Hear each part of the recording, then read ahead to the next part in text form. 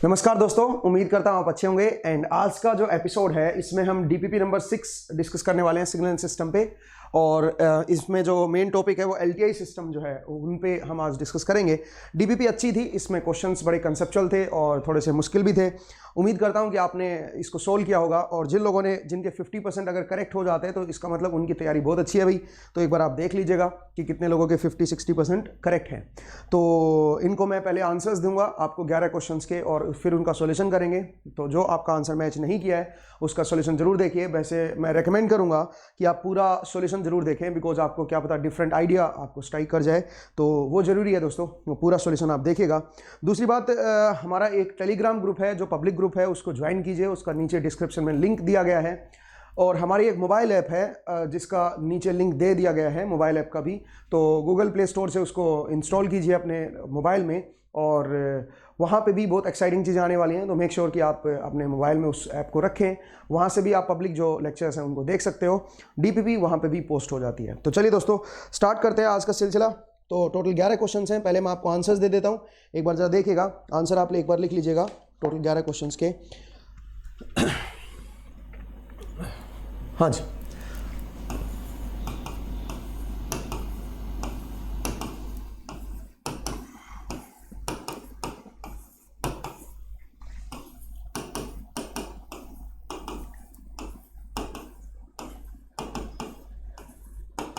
तो देखिए दोस्तों, जो पहला क्वेश्चन है उसका जो आंसर है मेरे पास, that is 28 vote. 28 vote. Question number 2 answer is 232 point, एक मिनट रुकिएगा, मेरे से क्या पूछा था, वोल्टेज एट 15th नोड पूछी थी। Okay, that is 0.1155 millivolt. 0.1155 millivolt, ये आंसर है अभी। 0.1155 मिली वोल्ट। ठीक है, चेक करेंगे भाई, देखते हैं सॉल्यूशन एक बार, मतलब कैलकुलेशन मिस्टेक एक बार चेक कर लीजिएगा, बाकी तो सब कुछ ठीक होगा। Question number 3 answer is 0.40625। 40625। Next आइए question number 4। Question number 4 answer is Delhi, D. Question number 5, question number 5 का जो आंसर है, आई थिंक ऑप्शन तो नहीं है क्वेश्चन नंबर 5 में। हाँ जी, ऑप्शन है। मैं आपको बता देता हूँ, मेरे पास जो क्वेश्चन नंबर 5 में आंसर आया है, दैट इज ई की पावर जे N omega naught T over 1 plus half E की power minus J omega naught T. इसका मतलब बॉम्बे आंसर इसका आ रहा है भाई। ठीक है, तो 5th का I think Bombay answer is correct. एक बार चेक कर लीजिए भाई, बॉम्बे में मैच कर रहा है। मैंने ये ऑप्शन लिखा नहीं है, बट मेरे हिसाब से जो बॉम्बे है उसमें आपका आंसर जो है वो मैच कर रहा है। ठीक है, नेक्स्ट आइए question number 6 Bombay. Question number 7 Calcutta. Question number 8, question number 8 का आंसर है नॉट एन एलटीआई सिस्टम। एक बार जरा देख लेता हूँ कि ऑब्जेक्टिव क्वेश्चन है क्या ये। क्वेश्चन नंबर 8 में, अच्छा, ये जस्ट आपसे ये पूछा था कि system 1 and system 2 are linear, if the output of system 1 are interchange, the output is the output in general the same. मतलब इसका आंसर नो है भाई, आंसर सेम नहीं रहेगी, नो। क्वेश्चन नंबर 9 देखिए, क्वेश्चन नंबर 9 का जो आंसर है that is -68। -68। Question number 10 answer is Agra, and question number 11 answer is Bombay. तो ये टोटल 11 क्वेश्चंस के मेरे पास आंसर्स हैं। तो चलिए एक एक करके इनको डिस्कस करते हैं भाई। और जरा देखिएगा, कुछ क्वेश्चंस बहुत ही प्यारे थे। जैसे कि स्टार्टिंग के अगर आप 2-3 क्वेश्चन देखोगे, तो ये तो जो नेटवर्क के मैंने इंक्लूड किया इसमें, तो मुझे लगता है ये क्वेश्चन बहुत चैलेंजिंग क्वेश्चन थे। जरा देखिएगा, क्वेश्चन नंबर 1 देखिए। क्वेश्चन नंबर 1 में आपको एक सर्किट दे रखा है। यहाँ पे मेरे पास 4 ओम है, और फिर नीचे 6 ओम है, ये आपका 6 ओम है। यहाँ पे आपको एक इंडक्टर लगा रखा है 4 हेनरी का, तो ध्यान से करना है भाई, 4 हेनरी। यहाँ पे -1/64 फैरेड का आपको कैपेसिटेंस लगा रखा है, और यहाँ पे 4 हेनरी का inductance. This is of 4 Henry inductance. ठीक है भाई, कुछ इस तरह का दे रखा है। अब सुनिए क्या कर रहा है ये। यहां पे एक सोर्स लगा रखा है VT, यहां पे एक सोर्स लगा रखा है VT। अब इसने क्या बोला है सुनिए, the supply voltage VT is, इसकी वैल्यू दे रखी है 20 sin 20 sine 4t plus 8 sine plus 8 sine 4√2t 4√2t। ये आपको सप्लाई वोल्टेज दे रखी है, वीटी की वैल्यू दे रखी है। Find the power delivered by the voltage source. ये कह रहा है वोल्टेज सोर्स कितनी पावर डिलीवर करेगा। तो जो प्रॉब्लम है वो इस सर्किट में है, जरा देखो ध्यान से। ये जो सर्किट है ये अलग अलग तरह से बिहेव करेगा, अलग अलग फ्रीक्वेंसी पे अलग अलग तरह से बिहेव करेगा। अब क्वेश्चन ये है कि ओमेगा की वैल्यू अगर 4 हो जाए तो कैसे बिहेव करेगा, और ओमेगा की वैल्यू 4√2 हो जाए तो कैसे बिहेव करेगा। क्वेश्चन ये है। तो ऐसे क्वेश्चन में मेरा सबसे जो पहला आइडिया जाएगा, क्योंकि देखो ऐसे तो बहुत लंबा हो जाएगा क्वेश्चन, ठीक है। अगर मैं वैसे सुपरपोजिशन से करूंगा और इनकी वैल्यू अलग अलग निकालूंगा तो भी कर सकते हो, बट ऐसे क्वेश्चन बहुत लंबा हो जाएगा। मेरे हिसाब से जो सबसे पहला मेरा दिमाग जाएगा वो रेजोनेंस पे जाएगा, ठीक है, कि ऐसे केस में कहीं ये रेजोनेंस तो नहीं बन रही है, ठीक है। हालांकि ये कोई फिक्स लॉजिक नहीं है, ठीक है, मैं आपको बताऊं, आपको चेक करके देखना पड़ेगा। बट मेरे हिसाब से मुझे क्या लग रहा है, मुझे लग रहा है ये रेजोनेंस की पिक्चर एक बननी चाहिए, ठीक है। क्या पता ये सीरीज रेजोनेंस हो या पैरेलल रेजोनेंस हो। तो इसका मतलब एक काम करते हैं, इससे पीछे का हम रिएक्टेंस डायग्राम बना लेते हैं। इसमें देख लेते हैं इसका जो टोटल एक्स होगा वो कैसे वेरी करेगा, अलग अलग फ्रीक्वेंसी पे कैसे होगा, वो जरा मैं निकाल लेता हूं टोटल एक्स। अब टोटल एक्स कैसे निकालेंगे, इसका रिएक्टेंस डायग्राम बनाएंगे। मतलब रेजोनेंस मत मानो आप, रिएक्टेंस डायग्राम तो बनाओ ना। इसका रिजल्टेंट एक्स देखना है अलग अलग फ्रीक्वेंसी पे कैसे करेगा। तो मेन चीज है रिएक्टेंस डायग्राम, रिएक्टेंस डायग्राम। अब उससे अपने को पता चल जाएगा। अब रिएक्टेंस डायग्राम कैसे बनाते हैं जरा देखिए। ये दोनों पैरेलल में हैं, तो पैरेलल में है तो इनके जो एडमिटेंस होंगे वो ऐड होंगे, ठीक है। एडमिटेंस के अंदर दो पार्ट होते हैं, G प्लस JB। तो ये प्योरली इमेजिनरी है, तो ये B को रिप्रेजेंट कर रहे हैं, ठीक है ना। तो अगर मान लीजिए मैं इसका एडमिटेंस देखूं तो ये बनेगा J ओमेगा L। ये तो इसका इंपीडेंस है, तो 1 में कर दीजिए इसका, तो ये बन जाएगा। और इसका क्या बनेगा, J ओमेगा बाई 64, ये बनेगा। ये 1/J ओमेगा C होता है ना, तो उसका उल्टा कर दो, ठीक है। तो जरा देखिए, ये तो जो है ये बनेगा -J/4 ओमेगा, और ये क्या बन जाएगा, ये बन जाएगा J ओमेगा बाई 64। अगर मैं दोनों को प्लॉट करूं, इसका एडमिटेंस और इसका एडमिटेंस दोनों को अगर मैं प्लॉट करूं तो जरा देखिएगा, अगर इसको मैं दिखाऊं तो ओमेगा इक्वल टू 0 पे -J इन्फिनिटी है, नीचे है, और ओमेगा इक्वल टू इन्फिनिटी पे ये 0 बनेगा। इसका तो इसका जो कर्व आएगा वो कुछ इस तरह का होगा दोस्तों, इसका। और इसका कैसा होगा, ये लीनियरली बढ़ेगा, ओमेगा के साथ साथ लीनियरली बढ़ेगा। ये प्लस J में है, ये नीचे -J में है, करेक्ट है। बट मुझे इन दोनों का रिजल्टेंट एडमिटेंस ही है, क्योंकि पैरेलल में है तो एडमिटेंस ऐड हो जाएगा। तो समवेयर यहाँ पे देखिए, यहाँ पे जितना ये पॉजिटिव है उतना ही ये नीचे नेगेटिव है। तो जो रिजल्टेंट आएगा इनका वो जरा देखिए। अब जो रिजल्टेंट बनेगा वो कुछ इस तरह का बनेगा दोस्तों, ये रिजल्टेंट बनेगा। मतलब अल्टीमेटली जब 0 की तरफ होगा तो ये आपका डोमिनेट करेगा, और जब आगे ओमेगा को बढ़ाओगे तो ये 0 हो रहा है, और ये इस कर्व को पकड़ने की कोशिश करेगा, बिकॉज ये तो 0 हो रहा है ना, ठीक है। ये मेरा नेट एडमिटेंस Y आ जाएगा, Y1 बोल दीजिए, यहां तक का। अब सुनिए, इसके सीरीज में है ये, तो सीरीज में क्या ऐड होता है बताओ, इंपीडेंस। तो एक काम करते हैं, इसका जो एडमिटेंस आया उसको रिवर्स कर देते हैं और उसका एडमिटेंस निकाल लेते हैं। वो एडमिटेंस इसमें ऐड करेंगे। सॉरी, मैं गलत बोल गया। यहां पे देखिए सीरीज में लगा हुआ है इसके साथ, ये जो इसका एडमिटेंस है ये इसके साथ सीरीज में लगा है। तो अब क्या करेंगे सुनिए, इसका इंपीडेंस निकालो, क्योंकि सीरीज में जो इंपीडेंस होते हैं वो ऐड होते हैं। इसका पूरे का इंपीडेंस निकालो। कैसे निकालोगे इंपीडेंस, जो एडमिटेंस कर्व आया है उसका उल्टा कर दो, उसका इन्वर्स ले लो, तो क्या आ जाएगा मेरे पास, इंपीडेंस। अब इसका इन्वर्स कैसे लोगे वो जरा देखिए। पहले बात तो ये बताओ क्या है, ये पॉइंट क्या है। इस पॉइंट पे ये और ये इनका मैग्नीट्यूड बराबर है, तो यहां से जो ओमेगा की वैल्यू आएगी वो मैं बता देता हूं। तो अगर मैं बराबर कर दूं इनको, इनका मैग्नीट्यूड अगर मैं बराबर कर दूं, सोचिए, क्योंकि इस पॉइंट पे देखो ये वाला और ये वाला बराबर है मैग्नीट्यूड, ठीक है। तो 1/4 ओमेगा इक्वल टू क्या बन गया बताइए, 1/4 omega equal to omega by 64, ये बनेगा। तो यहां से ओमेगा स्क्वायर इक्वल टू क्या आ गया, 16, ओमेगा इक्वल टू 4 आ गया। यहां पे ओमेगा इक्वल टू कितना है, 4 रेडियन पर सेकेंड में है अभी ये, ठीक है ना। अब एक काम करता हूं, इसका रिवर्स लेता हूं, इसका इंपीडेंस निकालता हूं। ये तो मैंने एडमिटेंस निकाला है। अब इसका अगर मैं इंपीडेंस निकालूंगा दोस्तों, तो जरा देखिए कैसा बनेगा। 4 मेरा यहां पे है, अब जरा ध्यान से देखिएगा, ओमेगा इक्वल टू 4 है ये। अब बताओ, जब ये माइनस इंफिनिटी था, यहां पे 0 है, 0 है तो क्या बन जाएगा, ये 0 का इनवर्स लोगे तो इनफाइनाइट बनेगा। लेकिन यहां पे नीचे माइनस जे है, ये माइनस जे है, और माइनस जे को 1 अपॉन करोगे, इसको उल्टा लोगे तो प्लस जे बन जाएगा, इसका तो ऊपर आएगा।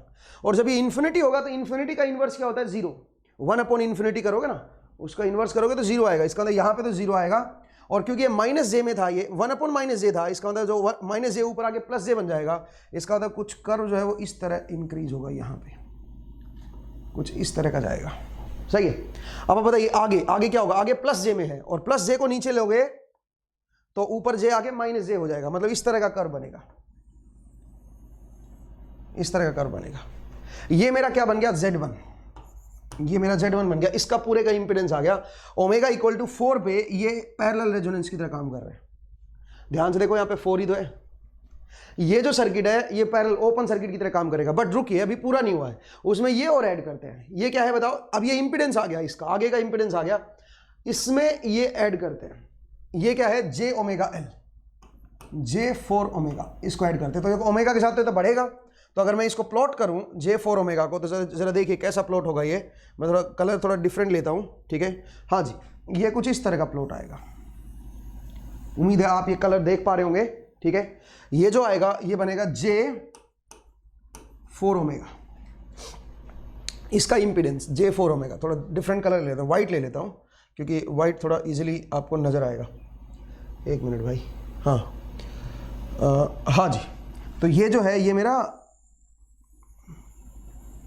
J4 ओमेगा होगा। अब सुनिए, मुझे इन दोनों को जोड़ना है, इसका इंपीडेंस और इसका impedance, so that Z equivalent निकाल सको। अब जरा बताइए मुझे, ये व्हाइट वाला 0 है और जो येलो वाला है वो इनफाइनाइट को टेंड कर रहा है। यहां पे तो दोनों का सम 0 आएगा और यहां पे इनफाइनाइट आएगा। जरा देखिएगा, कर्व कुछ इस तरह का बनेगा दोस्तों। रिजल्टेंट कर्व की बात हो रही है, और रिजल्टेंट कर्व को मैं रेड कलर से बना देता हूं। चलिए, तो जो रिजल्टेंट बनेगा वो यहां पे तो इस तरह का बनेगा, ऊपर की तरफ आएगा। यहां पे 4 से जस्ट पहले देखो, 4 से जस्ट पहले इनफाइनाइट को जा रहा है, ठीक है। ये इनफाइनाइट को जा रहा है तो सम भी इनफाइनाइट हो जाएगा।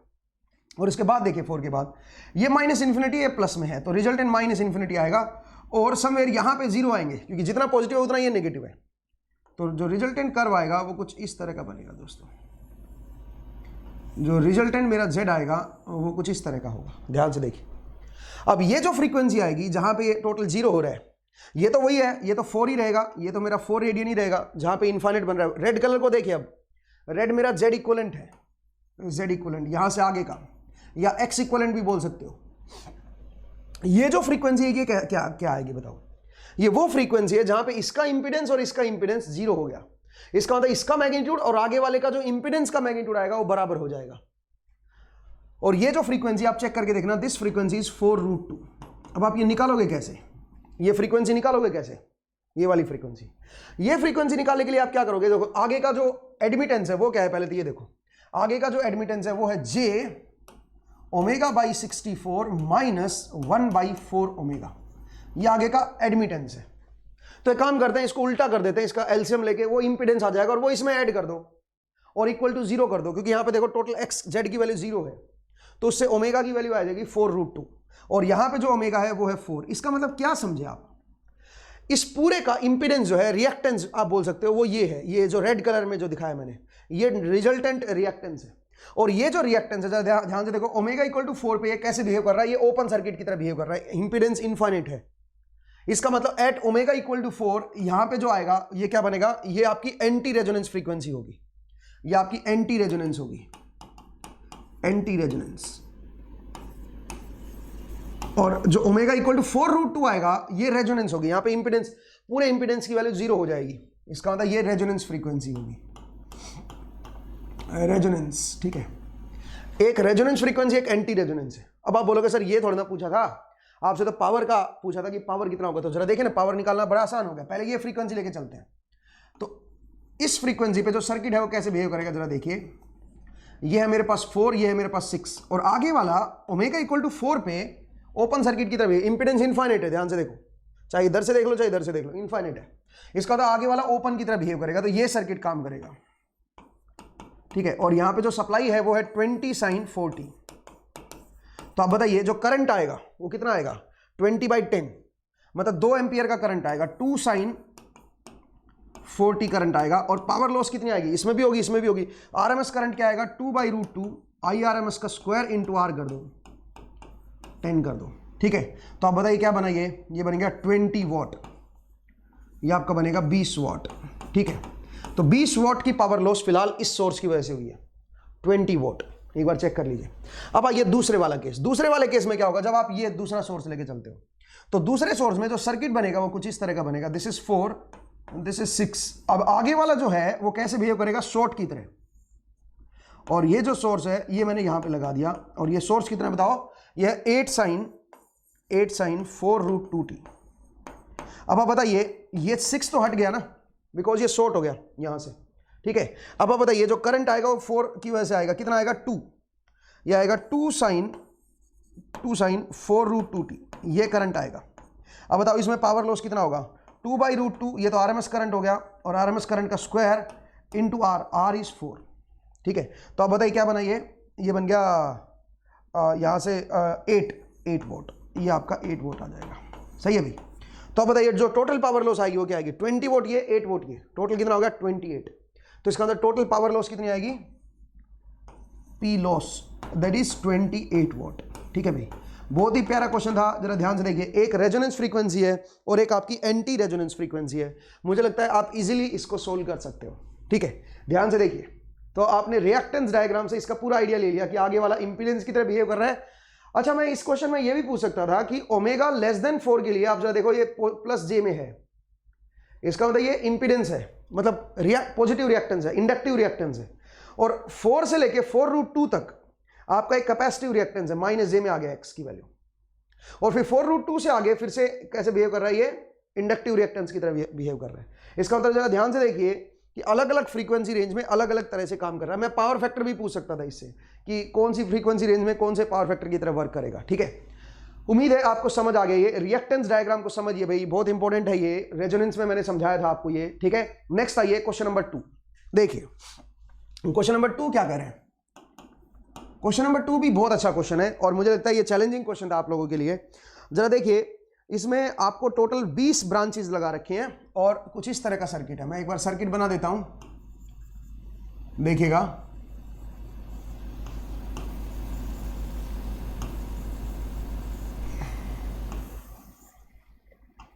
और यहां पे एक सोर्स लगा रखा है, this source is of 232.28 volt, ठीक है। और ये सब आर है दोस्तों, आर। और ऐसे ही फिर आगे गया है, यहां पे बीच में एक लगा रखा है इस तरह का resistance, this is R, this is R, this is R. और उसके बाद ऐसे फिर लास्ट तक गया है भैया, और लास्ट में अगेन ऐसे ही एक सर्किट बना रखा है। मतलब काइंड ऑफ लैडर है ये, जो इस तरह से जा रही है, ठीक है भाई, कुछ इस तरह का है। और लास्ट में सॉर्टेड है, यहां पे ऐसे नहीं है, लास्ट में यहां पे सॉर्टेड है भाई, ठीक है। तो जरा देखिएगा, यहां पे सॉर्ट किया गया है, आर आर आर, सब आर है, ठीक है।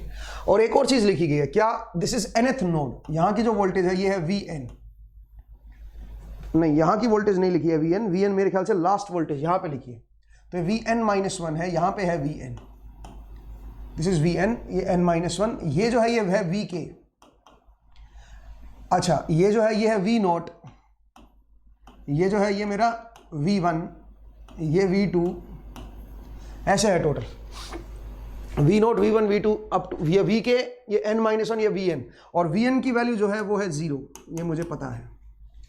और V0 की वैल्यू मुझे पता है, क्या है बताओ जरा, 232 पॉइंट, अगर मैं नीचे ग्राउंड मान लो, तो नीचे वाला का ग्राउंड मान लो, तो 232.28 ये है दोस्तों, ठीक है। नीचे वाले को ग्राउंड दे रखा है इसने, ठीक है ना, क्योंकि ग्राउंड ना देता तो किसी भी नोड की वोल्टेज डिफाइन नहीं थी। अच्छा, n की वैल्यू जो है वो दे रखी है, n इज 20, n की वैल्यू 20 दे रखी है आपको। आपसे क्या बोला है, find voltage at 15th node. 15th node पे आपको वोल्टेज बतानी है क्या होगी। 15th नोड का मतलब V15, आपको इसकी वैल्यू बतानी है क्या होगी। First node, second node, kth node, n-1th node, nth node, जबरदस्ती इसको नोड बना रखा है, बट एनीवे ठीक है। तो कुल मिला के आपको 15th नोड वाली V15 बताना है भाई, ठीक है, उसकी वैल्यू क्या होगी, ठीक है, ये आपको बताना है। अब इसको कैसे करेंगे सुनिए, जरा ध्यान से देखिए, इधर वाली जो वोल्टेज होगी वो होगी Vk-1 और इधर वाली जो वोल्टेज होगी वो होगी Vk+1। सही बात है। अब मैं k की वैल्यू 15 पुट करना जा रहा हूं, वो वैल्यू निकाला जाता है। तो Vk अगर मेरे पास आ जाए तो मजे आ जाए। अब Vk कैसे निकालेंगे जरा देखिए, अगर मैं यहां पे KCL लगाऊं तो मैं ये बोल सकता हूं Vk plus Vk-1 by R। एक मिनट, यहां पे मैं नोडल लगा रहा हूं भाई, जरा देखिएगा, Vk this voltage minus this voltage divide by R। इधर का करंट आ गया, अब उधर का बोलिए, प्लस बोलिए, Vk minus Vk+1 divide by R। ये इधर का करंट आ गया, और ये जो करंट आएगा ये कितना आएगा, Vk बाई R, ये करंट आएगा और इक्वल टू 0। सही बात है। अब R एलसीएम ले लो तो रिजल्टेंट जो बनेगा वो बनेगा 3Vk minus Vk-1 minus Vk+1 equal to 0। जरा ध्यान से देखिए भाई, ये मेरे पास एक डिफरेंस इक्वेशन बन गई है, ठीक है, ये मेरे पास एक डिफरेंस इक्वेशन बन गई है। अब मुझे इसको सोल्व करना है। अब इसको कैसे सोल्व करें, मुझे Vk की वैल्यू निकालनी है, ठीक है, ये एक होमोजीनियस डिफरेंस इक्वेशन बन गई है। अब इसका सॉल्यूशन कैसे करें, इनपुट कुछ नहीं है, ये इक्वेशन है मेरी, ठीक है, जैसे yn minus yn minus 1 minus yn+1, तो सिग्नल सिस्टम का क्वेश्चन बन गया अभी। अब कैसे सोल्व करें इसको, जरा देखिए, मैं काम करता हूं, इसको मैं ऐसे लिख लेता हूं, 3, ये होमोजीनियस इक्वेशन है ना, तो 3 लैम्डा की पावर k माइनस लैम्डा की पावर k-1 माइनस लैम्डा की पावर k+1 इक्वल टू 0। ठीक है, अब सुनिए, लैम्डा की पावर k-1 कॉमन ले लेता हूं, तो अंदर जो बनेगा वो बनेगा 3 lambda minus 1 minus lambda square equal to 0। तो यहां से क्वाड्रेटिक इक्वेशन आ गई है, क्या ये बताओ जरा, लैम्डा स्क्वायर, इसको बराबर के उधर ले जाओ ना, सबको 0 को इधर ले आओ, इसको 0 की तरफ ले जाओ, ये तो खत्म हो जाएगा ना, ये आपका 0 की तरफ लेके जाओगे खत्म हो जाएगा। क्वाड्रेटिक इक्वेशन जो बनेगी, lambda square minus 3 lambda plus 1 equal to 0, ये बनेगा दोस्तों। एक बार देख लीजिए, और इसका जो सोल्यूशन आएंगे लैम्डा की वैल्यू के, वो मैं बताता हूँ। लैम्डा की वैल्यू जो डिफरेंस इक्वेशन होती है उसको ऐसे तो सोल्व करते हो, होमोजीनियस डिफरेंस इक्वेशन, ठीक है ना, तो उसको ऐसे तो सोल्व करते हो। तो मैंने क्या किया, इसको लिख लिया 3 लैम्डा की पावर k माइनस लैम्डा की पावर k-1 माइनस लैम्डा की पावर k+1। डिफरेंस इक्वेशन को सोल्व कर रहा हूं अब मैं, तो लैम्डा की पावर k-1 कॉमन ले लिया, और जरा ध्यान से देखिए, कुछ इस तरह का बनेगा मेरे पास। और उसके बाद मैंने क्या किया, यहां से लैम्डा की वैल्यू निकाल ली। तो मेरे पास जो लैम्डा की वैल्यू आई है वो मैं आपको बता देता हूं। हाँ जी, मेरे पास जो लैम्डा की वैल्यू आई है दोस्तों, दैट इज 2.62, एक है 2.62 और एक वैल्यू जो है वो है 0.38, ये दो अलग अलग वैल्यू आई है। तो अगर मैं इसका सॉल्यूशन लिखूंगा Vk का, तो Vk must be equal to, जब भी ऐसे दो डिस्क्रीट वैल्यू आ जाते हैं तो 2.62 की power n C1 plus C2 0.38 की पावर n, मेरे ख्याल से ये सॉल्यूशन बनेगा भी। तो इस तरह का मेरे पास ये सॉल्यूशन बन जाएगा C1 C2 की टर्म में। अब क्वेश्चन ये है कि C1 और C2 की वैल्यू कैसे निकालेंगे। ये Vk आ गया मेरे पास, Vk सॉल्यूशन आ गया, यहां से मैंने kth Vk निकाल लिया, ठीक है। अब क्वेश्चन ये C1 C2 कैसे निकालोगे। अब सुनिए, अगर मैं n की वैल्यू 20 पुट कर दूं तो 0 बनेगा ये, इसका मतलब this must be equal to 0। अगर मैं n की वैल्यू कितनी पुट कर दूं 20, 62, या n की वैल्यू n ही ले लो ना, n की वैल्यू n पुट कर दो। यहां पे मुझे कैपिटल N नहीं लिखना चाहिए, एक मिनट रुकिए भाई, यहां पे जो आएगा ये स्मॉल n आएगा, एक मिनट रुकिएगा, यहां पे जो वैल्यू आएगी वो स्मॉल n आएगी, स्मॉल n। अगर मैं n की वैल्यू क्या कर दूं कैपिटल N पुट कर दूं, सोचिए n की value capital N, small n की वैल्यू कैपिटल N पुट कर दूं तो ये 0 बन जाएगा। C2 0.38 कैपिटल एन, ठीक है। एन की वैल्यू कैपिटल एन पुट कर दूंगा तो ये 0 बन जाएगा, और एन की वैल्यू 0 पुट कर दूंगा तो ये बनेगा 232.28। तो इसका मतलब 232.28 इक्वल टू, अगर एन की वैल्यू 0 पुट करोगे तो बनेगा C1 + C2। अब यहां से आप C1 C2 की वैल्यू निकाल सकते हो, ठीक है। वैसे n की वैल्यू 20 पुट कर देते तब भी ये करेक्ट ही था, 20 पुट कर देते तब भी ये 0 ही होता, क्योंकि लास्ट में n की वैल्यू कितनी है, वैसे भी 20 ही दे रखी है, वो उससे भी हो जाता, ठीक है। तो यहां से C1 और C2 की वैल्यू जो आएगी, जो मैंने निकाला है वो सुनिए मेरे पास क्या है। C1 will be equal to 232.28 into 0.38 की पावर n डिवाइड बाई 0.38 की पावर n, 0.38 की पावर n माइनस 2.62 की पावर n, 62 की पावर n, ठीक है। और C2 की जो वैल्यू आएगी वो जो मेरे पास आएगी दैट विल बी 232.28 इंटू 2.62 की पावर n डिवाइड बाई 2.62 की पावर n, 2.62 की पावर n माइनस 0.38 की पावर n। ये बनेगा दोस्तों आपका C1 एंड C2। और n की वैल्यू आप क्या पुट कर दो इसमें, n की वैल्यू 20 पुट कर दो। तो n की वैल्यू 20 पुट करोगे तो C1 और C2 की वैल्यू आ जाएगी। मैं बताता हूं C1 मेरे पास क्या आया, जब आप 20 पुट करोगे इसमें तो C1 की जो वैल्यू आएगी दैट विल बी, वो आएगी -3.94 इंटू 10⁻⁻15, काफी स्मॉल आएगी C1। एंड C2 की जो वैल्यू आएगी that will be equal to, C2 will be equal to 232.2875, 232.2875। इसका मतलब अप्रोक्सीमेटली इसी के बराबर आ गया, सोर्स वोल्टेज के बराबर ही आ गया C2 की वैल्यू। तो एक काम करते हैं, यहां पे पुट कर देते हैं फिर। तो अब बताइए जो kth Vk जो बनेगा, Vk will be equal to, बताओ C1 की वैल्यू जो है वो है -3.94 इंटू 10⁻⁻15 इंटू 2.62 की power n plus C2 is 232.28 into 0.38 की पावर n। ये बन गया दोस्तों, सॉरी स्मॉल n। ये मेरे पास क्या आएगा, ये मेरे पास Vk आ गया, ठीक है। kth नोड की जो वोल्टेज है वो मेरे पास आ गई है, ठीक है। Vk बन गया भैया, ध्यान दीजिएगा। तो इजीली हमने एक गड़बड़ कर दी है मैंने। क्या गड़बड़ कर दी बताओ, यहाँ पे k की जगह पे क्या आना चाहिए, n आना चाहिए, या फिर इसको k, इसकी पावर को भी k करो भाई, क्योंकि k है ना ये, तो इसकी पावर को भी k करो फिर, ठीक है। इसकी पावर को k करो तो k की वैल्यू जब आप n करोगे तो ये बनेगा, तो इसको k कीजिए भाई, ये पावर को k कीजिए, ठीक है। तो यहाँ पे k आएगा, माफ़ कीजिएगा कई बार एक्साइटमेंट में गलती हो जाती है, ठीक है ना। हाँ जी, यहाँ पे ये k बनेगा तो Vk की वैल्यू ये आएगी, पावर k में आएगा। और इस तरह से मैंने ये सोल्व कर दिया। अब सुनिए, मुझे क्या चाहिए, मुझे तो 15th नोड पे वोल्टेज चाहिए ना, तो k की वैल्यू क्या पुट कर दो, k की वैल्यू 15 पुट कर दो। तो आप बताइए V15 will be equal to क्या बनेगा। तो बड़ा आसान है, यहाँ पे k की वैल्यू क्या पुट कर दो, 15 पुट कर दो। तो 15 पुट करोगे तो क्या बन जाएगा, जो वैल्यू आएगी वो आएगी 0.1155 मिली वोल्ट। ये आंसर आएगा भाई, ध्यान दीजिएगा। बहुत ही प्यारा क्वेश्चन था भाई। एक छोटी सा पॉइंट यहाँ पे ये गड़बड़ कर दिया था मैंने, यहाँ पे n लिख दिया था, n नहीं लिखना है, यहाँ पे क्या लिखना है, k लिखना है भाई। k की वैल्यू अगर आप कैपिटल N कर रहे हो तो 0 वोल्टेज आएगा ये, और k की वैल्यू 0 कर रहे हो तो ये बन जाएगा।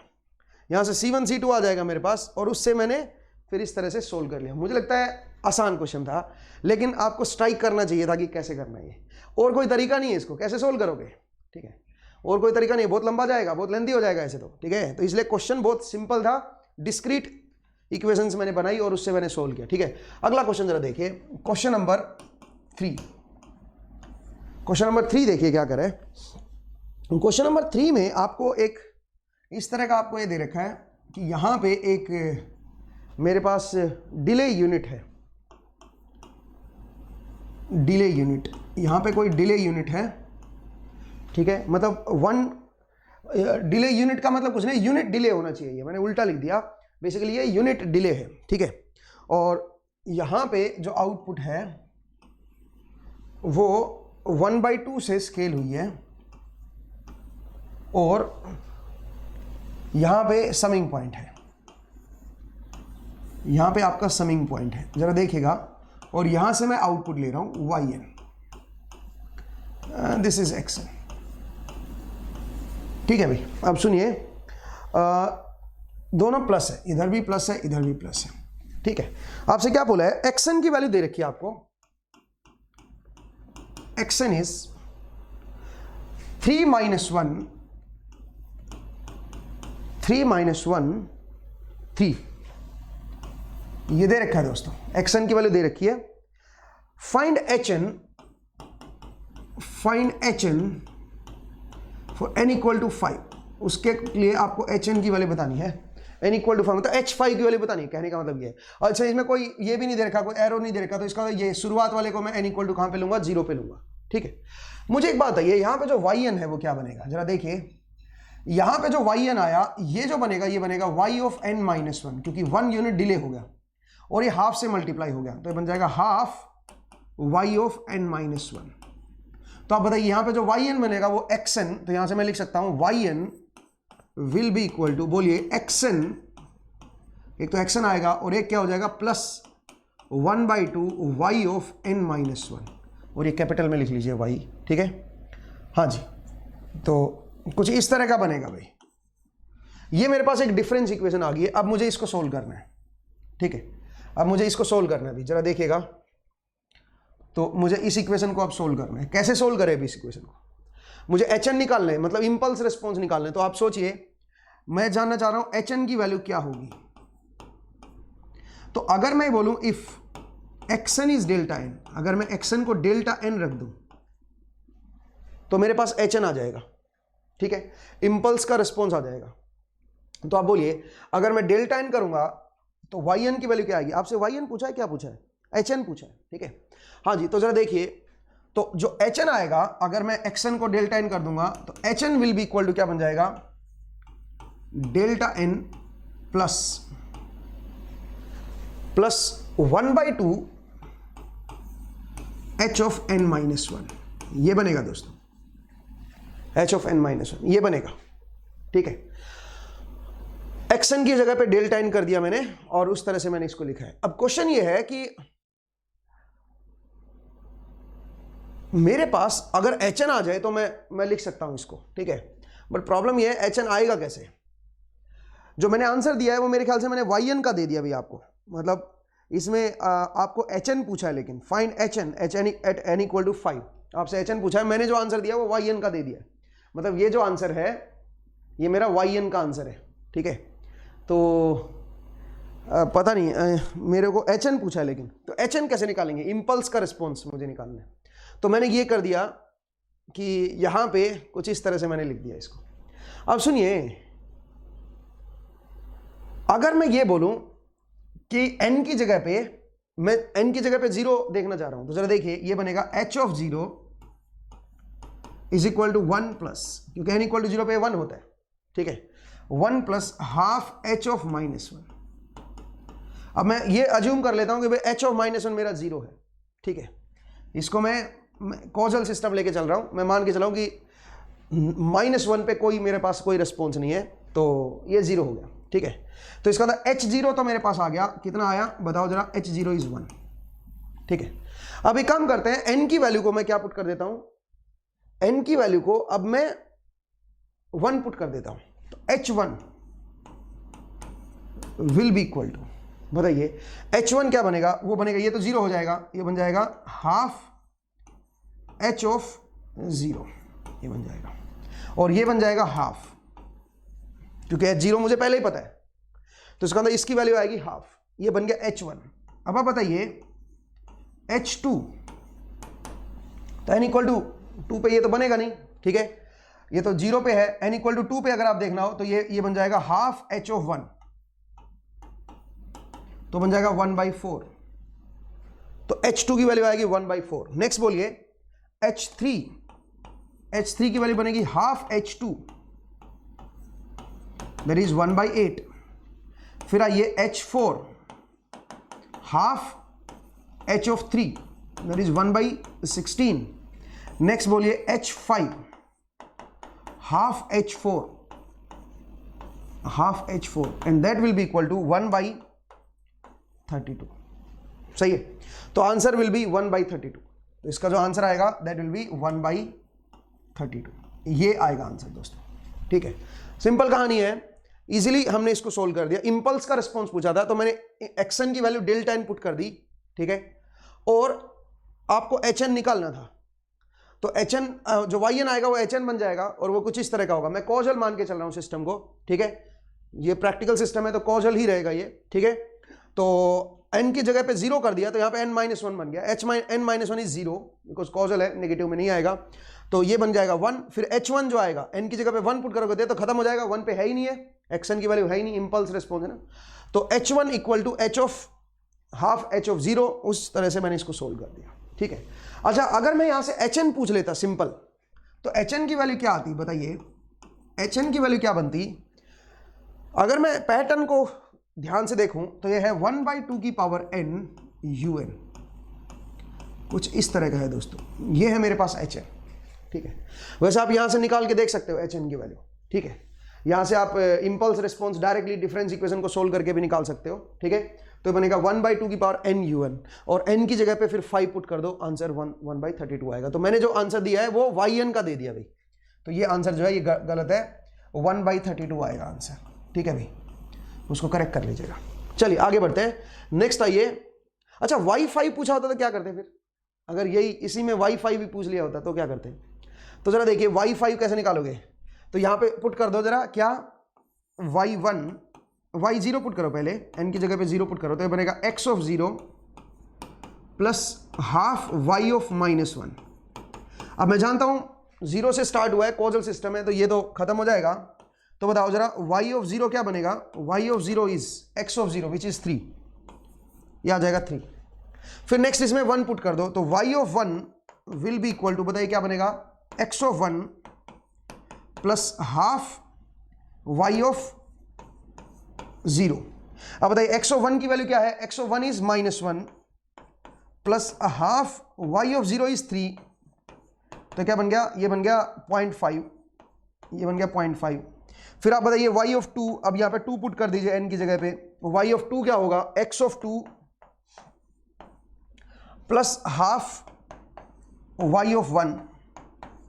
तो अब बताइए x ऑफ 2 कितना है? x ऑफ 2 इज 3, ये तो दे रखा है 3, देखो वहां से x ऑफ 2 इज 3, तो 3 प्लस हाफ, बोलिए y1 अगेन हाफ है, ये हाफ हो गया, तो कितना बन गया? 3 प्लस 1/4, इसका था 3.25 आ गया, 3.25 ये बन गया भाई, 3.25 ये क्या बन गया मेरा? ये बन गया y2। अब आइए n की जगह पे 3 पुट कर दीजिए, तो y3 will be equal to x of 3 which is 0 plus 1/2 y of 2, और y ऑफ 2 की वैल्यू ये है, तो इसका मतलब ये बन जाएगा 1/2 इंटू 3.25, ये आ जाएगा दोस्तों। फिर अगला क्या बनेगा? y4 जो बनेगा वो बनेगा 1/4 3.25, इसका 1/2 और हो जाएगा। और y ऑफ 5 क्या बनेगा जरा देखिए, y ऑफ 5 जो आएगा दोस्तों दैट विल बी 1/8 3.25, ठीक है, 1/8 3.25, और इसकी जो वैल्यू आएगी दैट विल बी 0.4062, ये बनेगा y5। तो मतलब इस तरह से मैंने इसको सोल्व कर दिया। ध्यान दीजिएगा, इजीली y अगर निकाल पूछा होता तो मैंने जो आंसर दिया वो y वाला आंसर दे दिया, गलती से hn का पूछा था लेकिन मैंने y निकाल दिया, कोई बात नहीं। नेक्स्ट आइए क्वेश्चन नंबर 4, देखिए क्या करें। क्वेश्चन नंबर 4 में क्या दे रखा है दोस्तों, आपको एक डिस्क्रीट टाइम सिस्टम दे रखा है। क्वेश्चन नंबर 4 देखिए, क्वेश्चन नंबर 4 में आपको लिखा हुआ यहां पे unit delay, this is unit delay, और एक और यहां पे दे रखा है यूनिट डिले,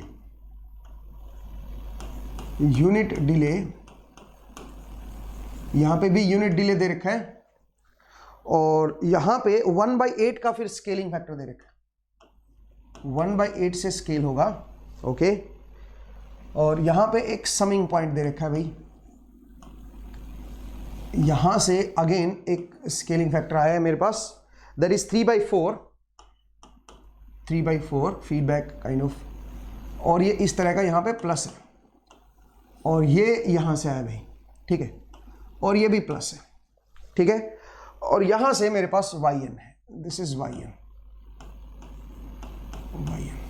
ये है मेरे पास xn प्लस के साथ, ठीक है, कुछ इस तरह का है। आपसे पूछा इंपल्स रिस्पॉन्स क्या होगा, तो आसान क्वेश्चन है, कोई मुश्किल नहीं है। जरा देखिए, यहां पे yn है तो यहां पे क्या मिलेगा, यहां पे मिलेगा y ऑफ n माइनस 1, और यहां पे क्या मिलेगा y ऑफ n माइनस 2।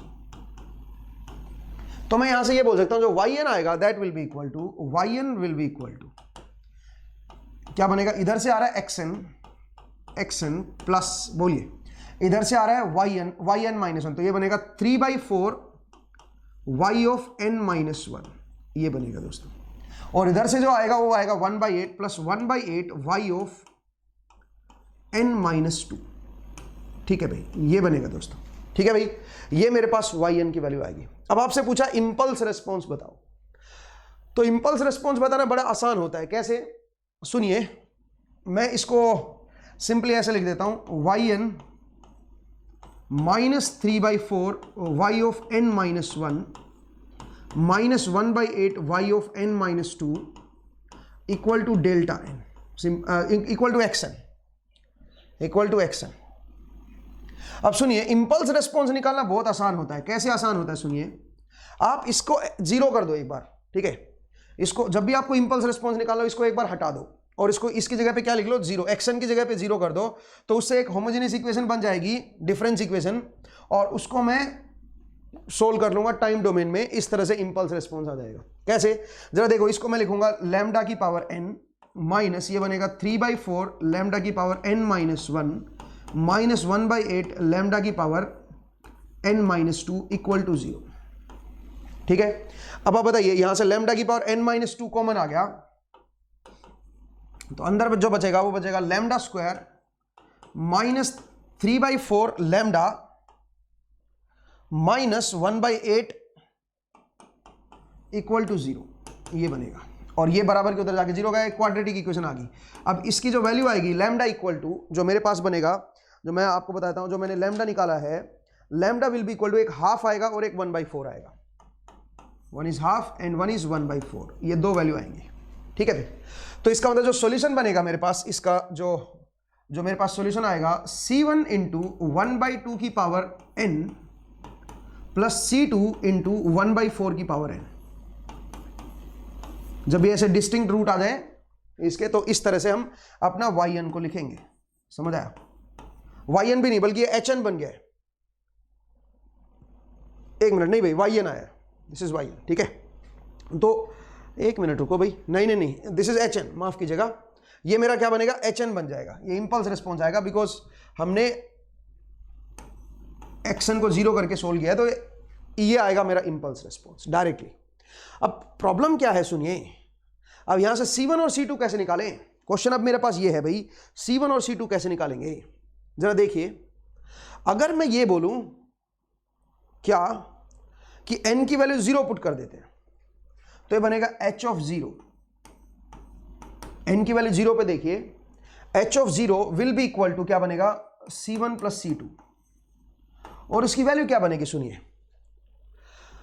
अगर मैं यहां से देखूं, अगर मैं इसमें n की वैल्यू 0 पुट करूं, तो ये बनेगा x ऑफ 0, मतलब अगर मैं इस इक्वेशन में देखूं, ध्यान से देखना भाई, यहां से अगर मैं देखूं, तो यहां से अगर मैं इसको xn को डेल्टा n रख दूं, तो yn जो बनेगा वो मेरा hn बन जाएगा, क्योंकि अगर ये इंपल्स है तो उसका जो रिस्पॉन्स आएगा वो hn बन जाएगा। तो जरा देखिएगा, अगर मैं यहां से अगर मैं लिखूं, तो मैं क्या लिख सकता हूं, यहां से मैं लिख सकता हूं hn will be equal to delta n plus 3/4 h of n minus 1 plus 1/8 h of n minus 2। अब आप मुझे बताओ, n की वैल्यू 0 पुट कर रहे हो ना आप, तो n की वैल्यू 0 पे तो ये 1 है, और ये h माइनस 1, ये h माइनस 2, ये 0 कर दो, क्योंकि ये कॉजल सिस्टम में लेके चल रहा हूं, तो इसका मतलब h of 0 will be equal to 1, ध्यान से देखिए, तो ये बन जाएगा 1, h ऑफ 0 विल बी 1।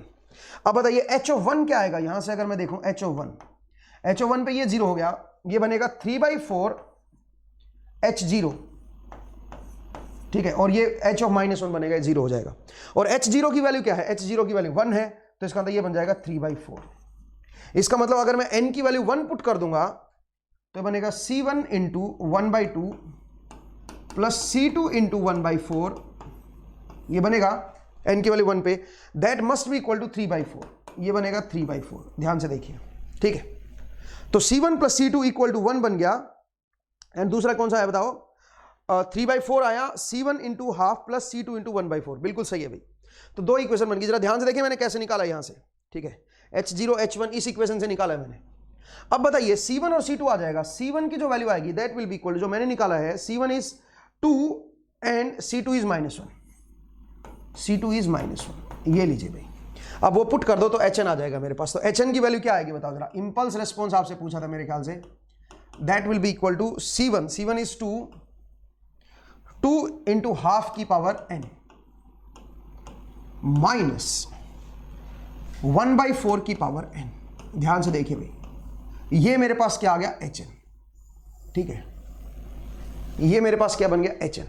तो इसको नोट कर लीजिएगा, इंपल्स रेस्पॉन्स मेरे पास आ गया hn, यही पूछा था मेरे ख्याल से आपसे। तो कौन सा ऑप्शन करेक्ट है आप जरा देख लीजिएगा, क्वेश्चन नंबर 4 का I think D answer correct है भाई, कोई भी करेक्ट नहीं है, मतलब किसी भी ऑप्शन में मैच नहीं कर रहा है, तो answer is D I think, ठीक है, हाँ आंसर इज डी, क्योंकि इसके साथ सबके साथ u1 आएगा, ध्यान से देखो सबके साथ u1 आएगा भाई पूरे के साथ, क्योंकि n 0 के बाद है ये, तो un, तो जो पहला ऑप्शन है इसमें u ऑफ n-1 लिखा हुआ है, u ऑफ n-1 लिखा हुआ है, जरा ध्यान से देखो, n की वैल्यू 0 पे ये 2 बनेगा, ये n की वैल्यू 0 पे भी एग्जिस्ट कर रहा है ये, ठीक है।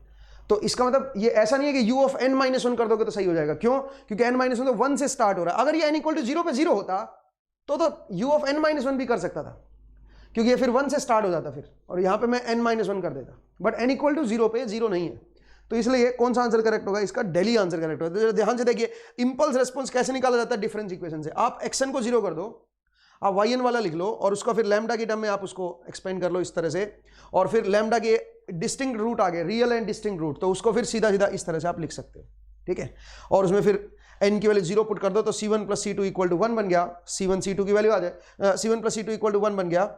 कैसे पता चला n की वैल्यू 0 पे, यहां पे जरा देखो, यहां से इसको इंपल्स लिख लो, तो ये जो है ये इंपल्स का रिस्पॉन्स आ जाएगा hn, और फिर n की वैल्यू 0 पे देखो, n की वैल्यू 0 पे ये 1 है, ये h, इसमें n इक्वल टू 0 पुट कर दो ना पूरी इक्वेशन में, ये बनेगा h-1, ये बनेगा h-2, h-1 -2 0 हो गया, ये मेरा 1 बन गया, और ये मेरा 0 बन गया, तो h0 इज 1, यहां से 1 आ गया।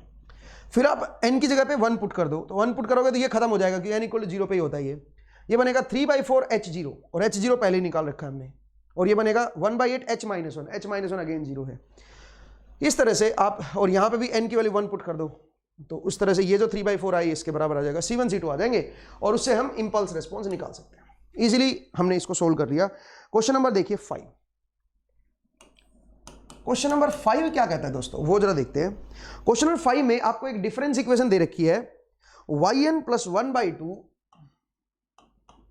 y of n-2 that is equal to xn, आपको ये दे रखा है, और आपसे क्या पूछा है, find the output for the input xn equal to, आपको एक इनपुट दे दी xn इक्वल टू e की power j n omega naught t, मेरे ख्याल से ये इनपुट दे रखी है। हाँ, आपको इसकी वजह से आउटपुट बतानी है। एक काम करते हैं, इंपल्स रेस्पॉन्स निकालते हैं। तो मैंने आपको क्या बताया, इंपल्स रेस्पॉन्स निकालते टाइम इसको तो 0 मान लो, और इसको लिख लो लैम्डा की power n plus half lambda की पावर n-2 इक्वल टू 0। ये होमोजीनियस इक्वेशन बना लो इसको 0 करके xn को। तो बताइए यहां से लैम्डा की पावर n-2 मेरे पास कॉमन आ गया, तो ये बन जाएगा lambda square plus half equal to 0, ठीक है। अब बताइए यहां से ये तो खत्म हो गया, यहां से लैम्डा की वैल्यू जो आएगी वो प्लस माइनस j1/√2 आएगी दोस्तों, ठीक है। ध्यान दीजिए दो वैल्यू आई है, डिस्टिंक्ट है बट रियल नहीं है, तो मैं इसको ऐसे लिख सकता हूं, एक वैल्यू आई है 1/√2 e की पावर j π/2, और एक वैल्यू आई है 1/√2 e की पावर माइनस j π/2। अब बताओ इससे जो मेरे पास जो hn बनेगा that will be equal to, क्योंकि दो डिस्टिंक्ट वैल्यू आ गई ना मेरे पास, तो hn जो बनेगा वो बनेगा c1 इंटू 1/√2 e की पावर j π/2 इसकी power n plus c2 into 1/√2 e की पावर -j π/2 की पावर n। ठीक है भाई, कुछ इस तरह का बन गया। अब बताइए यहां से जो वैल्यू आएगी वो क्या बनेगी, सुनिए, वो जो वैल्यू बनेगी वो बनेगी c1/√2 की पावर n, और यहां से देखो e की पावर jn π/2 बन गया, तो इसको मैं लिख सकता हूं cos of n π/2 plus j sine of n π/2। ध्यान से देखना भाई, ठीक है। अच्छा यहां से क्या बनेगा, प्लस c2/√2n, ये अलग आ गया, अंदर क्या बनेगा, ये भी ये, लेकिन ये माइनस में आ जाएगा, cos of n π/2 minus j sine of n π/2, कुछ इस तरह का बनेगा ये। अब सुनिए, cos n π/2 का क्वेश्चन यहां पे भी है, यहां पे भी है, और sin n π/2 का क्वेश्चन यहां पे, तो इसका मतलब मैं इसको ऐसे लिख देता हूं, a cos n π/2 plus b sin n π/2, simple इसको ऐसे लिख देता हूं, ठीक है। और यहां पे हाँ जी, तो जरा देखिएगा कुछ इस तरह का मेरे पास बनेगा, इसका जो सॉल्यूशन आएगा वो कुछ इस तरह का आएगा दोस्तों, जो मैंने आपको लिखा है, ऐसे लिख सकते हो, या फिर जो कॉमन टर्म आ रही है उसको बाहर ही ले लो। कैसे कॉमन टर्म, कैसे, जरा देखिए कॉमन टर्म क्या बाहर आ रही है, कॉमन टर्म क्या बाहर आ रही है, 1/√2 की पावर n, सब में है 1/√2 की पावर n, तो इसको मैं बाहर निकाल सकता हूं, ठीक है। इसको मैं लिख सकता हूं 1/√2 की पावर n, और बाकी सब टर्म को इकट्ठा कर दो। बाकी जो c1 जैसे cos n π/2 है, यहाँ पे c2 cos n π/2 है, तो c1 प्लस c2 को मैंने a लिख दिया। फिर ऐसे ही यहाँ पे देखो c1 इंटू j, यहाँ पे है, ये यहाँ पे c2 इंटू माइनस j है, तो उनको मैंने इकट्ठा करके b लिख दिया, ठीक है भाई। तो इस तरह से मैं इसको लिखूंगा, और ये जो सॉल्यूशन है ये n > 0 के लिए है। ध्यान से देखिए, अब सुनिए, ये है मेरे पास hn, लेकिन स्टिल मुझे क्या निकालना है, a और b की वैल्यू निकालनी है भाई, ठीक है।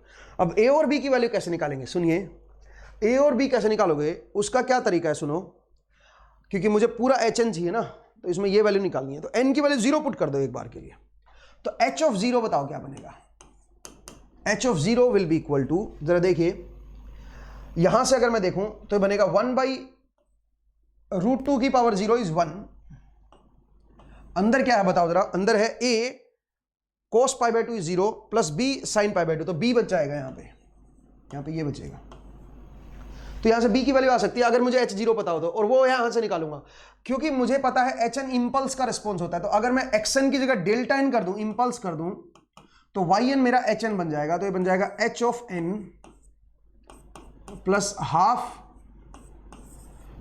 h ऑफ, बोलिए h ऑफ क्या बनेगा, n-2। अब बताइए n की वैल्यू 0 पुट करोगे तो ये बनेगा h of 0 plus half h of -2 equal to 1, और h ऑफ -2 कॉजल लेके चल रहा हूं 0, तो h0 की वैल्यू क्या है बताओ जरा, h0 इज 1। अगर h0 मेरा 1 है तो b की वैल्यू क्या आ जाएगी, 1 आ जाएगी, b इज 1। ध्यान से देखिए, तो b की वैल्यू मेरे पास क्या आ गई है, 1 आ गई है। अब मुझे a की वैल्यू चाहिए, अब a की वैल्यू कैसे निकालेंगे, सुनिए, अगर n की वैल्यू n की वैल्यू पहले मैंने क्या पुट की थी, मैं गड़बड़ कर दी ना, n की वैल्यू 1 पे होगा भैया, एक बार जरा रुकिए, n की वैल्यू 0 पे क्या बनेगा बताओ जरा, ये a बनेगा भाई, माफ कीजिएगा, यहाँ पे a आएगा, n की वैल्यू 0 पे, यहाँ पे a आएगा, b नहीं आएगा, a आएगा, तो यहाँ से a की वैल्यू 1 बनेगी भाई, ठीक है।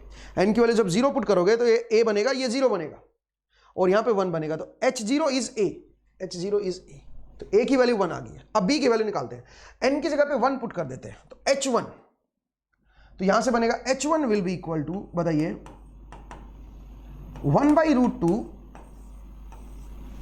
n की जगह पे 1 पुट किया है मैंने, तो ये तो खत्म हो गया, और यहां पे बनेगा b।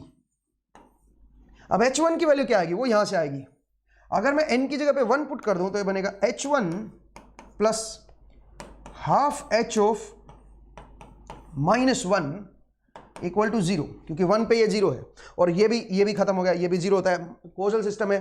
तो आप बताइए h1 की वैल्यू क्या बनेगी, h1 इज 0। अगर मेरा h1 0 है यहाँ पे, तो यहाँ से b की वैल्यू क्या आएगी, b की वैल्यू आपकी 0 हो जाएगी, तो यहाँ से मैं बोल सकता हूँ b इक्वल टू 0 और a इक्वल टू 1। तो आपके पास जो hn आएगा, hn will be equal to, मैं hn को अगर लिखना चाहूँ, दैट विल बी 1/√2 की पावर n, 1/√2 की पावर n, a की वैल्यू 1 बन गई, cos of n π/2 n pi by two, ये मेरा क्या बनेगा, एच एन बनेगा। बोलिए भाई कोई दिक्कत है तो बताइए। एच एन की वैल्यू मेरी ये बनेगी। अब आपको बताना है इसकी वजह से क्या रिस्पॉन्स आएगा। वाई एन जो आएगा, y n will be equal to h n convolution x n, h n convolution x n, ये बनेगा दोस्तों। तो इसका मतलब मैं बोल सकता हूं 1/√2 की power n cos of n pi by 2 convolution e की power j n omega naught t। हाँ जी, ये बनेगा दोस्तों, ये मेरे पास वाई एन आ जाएगा। अब इसकी वैल्यू कैसे निकालें, इसकी वैल्यू कैसे निकालें जरा देखिए। मैं इसको समेशन में लिख लेता हूं, इसको समेशन में लिख लेता हूं, ठीक है। ध्यान से देखिए भाई, बड़ा इंपॉर्टेंट केस है ये, ठीक है। अब एक बात बताइए मुझे, इसमें n की जगह पे टाउ कर देता हूं और यहां पे n की जगह पे n माइनस टाउ कर देता हूं, या उल्टा भी कर सकते हो, ठीक है। तो यहां पे टाउ कर देता हूं, जरा देखिए 1/√2 की पावर टाउ, टाउ इनटू ये बन जाएगा cos of tau pi by 2, tau pi by 2। अच्छा ये ध्यान देना, ये n greater than equal to 0 के लिए है, ठीक है। हाँ जी, तो ये बन जाएगा, n की जगह पे टाउ कर दिया, यहां पे n की जगह पे n माइनस टाउ कर दूं, e की power j n minus tau, यहां पे हो जाएगा n माइनस टाउ, ठीक है। तो this is n minus tau, n minus tau, और क्या आएगा साथ में, ओमेगा नोट इंटू टी हो जाएगा, ठीक है। n minus tau omega naught into T, ये बनेगा दोस्तों। अच्छा, टाउ फ्रॉम, आइडियली तो माइनस इन्फिनिटी टू इन्फिनिटी होना चाहिए, बट मैं लिखूंगा 0 टू n लिखना चाहिए मुझे, या 0 टू इन्फिनिटी लिखना चाहिए, माफ कीजिएगा, 0 टू इन्फिनिटी, ठीक है। क्यों 0, क्योंकि यहां पे देखो u टाउ आ जाएगा ना, टाउ 0 से स्टार्ट होगा फिर। अब सुनिए इसको मैं कैसे लिखूंगा, सुनिए इसको लिखूंगा 1/√2 की पावर टाउ, ये तो अलग हो गया, इसको एक्सपोनेंशियल में लिख लेता हूं, e की power j tau pi by 2, और बाई 2 बाहर आ जाएगा, प्लस e की power minus j tau pi by 2, ये आ गया। इसको मैं अलग अलग कर लेता हूं, इंटू e की power j n omega naught t, ये तो बाहर आ गया, इंटू e की power minus tau omega naught t, ये अलग आ गया, ठीक है भाई। और बाहर है मेरे पास summation tau from 0 to infinity. अब सुनिए, n वाली जो टर्म है वो बाहर आ जाएगी, ये टर्म बाहर आ जाएगी, तो ये टर्म बाहर आ गई, और ये 1/2 भी बाहर आ जाएगा, तो ये बन जाएगा 1/2 e की power j n omega naught t, ये तो बाहर आ गया। अब अंदर देखिए, अंदर एक ये टर्म है इसके साथ, एक ये टर्म है इसके साथ, तो जरा देखिए इसको अगर मैं लिखूंगा तो ये तो मेरे बाहर आ गया। अब सुनिए इसके साथ अगर मैं लिखूंगा तो समेशन में पहली टर्म देखिए, टाउ फ्रॉम 0 टू इन्फिनिटी, पहली टर्म क्या है बताओ जरा, पहली टर्म है 1/√2 की पावर टाउ, ये पावर टाउ आ गया, ठीक है। और e की पावर j, e की पावर j, बोलिए j टाउ मैंने बाहर ले लिया, j टाउ यहां पे आ गया पाई बाई 2, e की पावर j टाउ बाहर आ गया, यहां पे आ गया पाई बाई 2, और यहां पे क्या बन गया बताओ जरा, यहां पे j है भाई, यहां पे आ गया ओमेगा नोट टी, और माइनस ओमेगा नोट टी आएगा, ये पहली टर्म आएगी। दूसरी टर्म बताइए, summation tau from 0 to infinity 1/√2 की पावर टाउ, 1/√2 की पावर टाउ, ठीक है भाई, ये आ गया 1/√2 की पावर टाउ, ये हाफ वाला मेरा बाहर है पहले से ही, ठीक है। अच्छा, दूसरी टर्म जो आएगी e की पावर माइनस जे टाउ, माइनस जे टाउ मैंने बाहर ले लिया, तो यहां पे क्या बन गया पाई बाई 2, और यहां पे आ जाएगा प्लस ओमेगा नोट टी। ध्यान से देखिए दोस्तों, ये बनेगा मेरे पास, ये भी इनफाइनाइट जीपी सम, ये भी इनफाइनाइट जीपी सम, इसका मोड 1/√2 है, इसका भी मोड 1/√2 है। तो अब बोलो, अगर इसको ओपन करोगे तो इसका सम जो है वो मैं लिख देता हूं, बाहर ये रहेगा मेरे पास, बाहर क्या है 1/2 e की power j omega naught T into n, या आप इसको simply n omega naught T लिख सकते हो। तो बाहर तो यही रहेगा भाई, ठीक है। ये थोड़ा लंबा क्वेश्चन है, n ओमेगा नोट टी तो बाहर आ गया, ठीक है, ये तो यूं का यूं आ गया। यहां पे देखिए जीपी बन गया, ये इनफाइनाइट जीपी, तो a की वैल्यू क्या आएगी, जब टाउ की वैल्यू 0 करोगे तो 1 बनेगा, तो जरा देखिए a divide by 1 minus common ratio, second term by first term. अब कॉमन रेशियो जो आएगा वो आएगा 1/√2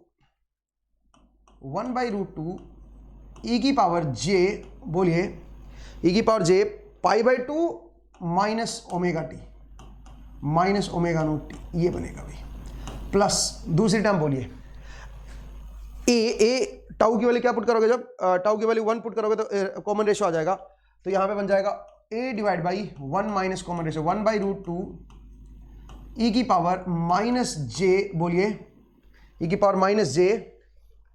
अच्छा एक गड़बड़ कर दी क्या मैंने, कोई मिस्टेक तो नहीं हुई, एक बार देख लो भाई। यहां पे बनेगा पाई by 2 plus minus J pi by 2 plus omega naught T, ठीक है। एक बार देखिए भाई कोई मिस्टेक ना होगी हो, ठीक है, क्योंकि मुझे डाउट है थोड़ा सा। कहाँ पे डाउट है सुनिए, ये पावर में डाउट है, एन माइनस टाउ, टाउ और एन माइनस टाउ, ये तो करेक्ट है, फिर ये मैंने ये सही लिख दिया। अच्छा यहाँ पे ई की पावर जे में ये लिख दिया, ये भी करेक्ट लिखा है मैंने, और इसको मैंने अलग अलग कर दिया, ये भी ठीक है भाई। तो यहाँ से जे टाउ मैंने बाहर ले लिया इसके साथ, तो यहाँ पे पाई बाई 2 आ गया, यहाँ पे माइनस में आएगा, करेक्ट है। और दूसरे में यहाँ पे देखिए माइनस बाहर, ठीक तो है, ये सब कुछ सही है भाई, ठीक है, मेरे हिसाब से तो सब कुछ सही है, बिल्कुल करेक्ट है, ठीक है। हाँ तो इस तरह का बनेगा। अब इसको इकट्ठा करना है भाई, मुझे इकट्ठा करेंगे तो क्या बनेगा सुनिए, 1 बाई 2 ई की power J N omega naught t divide by, इसको इकट्ठा कर दो, ठीक है। तो इसको इकट्ठा करोगे तो वो मैंने किया है, सुनिए, वो मेरे पास जो बनना चाहिए मेरे हिसाब से, वो जो बनना चाहिए वो है 1 प्लस 1 बाई 2, आप एक बार चेक करना भाई, 1 बाई 2 ई की power minus J I think 2 omega naught T है, माइनस जे 2 ओमेगा नोट टी, ये बनेगा दोस्तों। और यहां पे 1 बाई 2 नहीं आएगा, एक बार आप चेक कर लो भाई, इसको इकट्ठा करके ये फाइनल आंसर बनेगा भाई, एक बार चेक कर लेना, इसका एलसीएम ले लो, ठीक है, और उसके बाद आई थिंक ये फाइनल रिजल्ट मेरे पास आएगा भाई, वो आप एक बार देख लीजिएगा।